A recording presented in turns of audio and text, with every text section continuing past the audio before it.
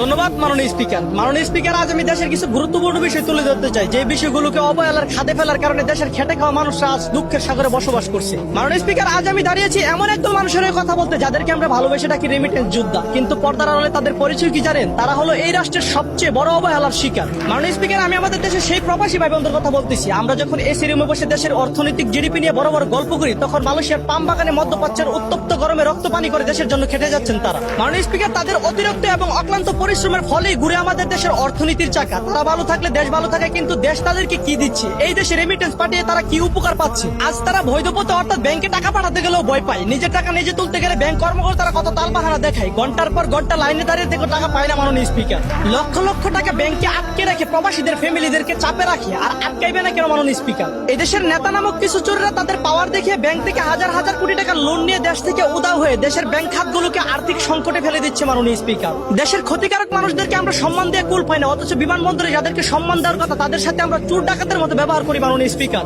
একটা দেশের সবকিছু নির্ভর করে অর্থনীতির উপর, আর সেই অর্থনীতি টিকিয়ে রাখার মূল চাবিকাঠি যেহেতু প্রবাসী ভাইরা, সেহেতু সেই প্রবাসী ভাইদেরকে সরকারিভাবে সম্মান, শ্রদ্ধা ও নিরাপত্তা দেওয়া দরকার। মাননীয় স্পিকার, সর্বশেষ আমি দুটি কথা বলতে চাই। এক নম্বর, বিমানবন্দরে কোনো হয়রানি না করে তাদেরকে সম্মানের সহিত দেশে রিসিভ করা। দ্বিতীয়ত, প্রবাসী ভাইদের ফ্যামিলিকে নিরাপত্তায় রেখে তাদের সরকারি আইন বুক করার সুযোগ দিন। ধন্যবাদ মাননীয় স্পিকার।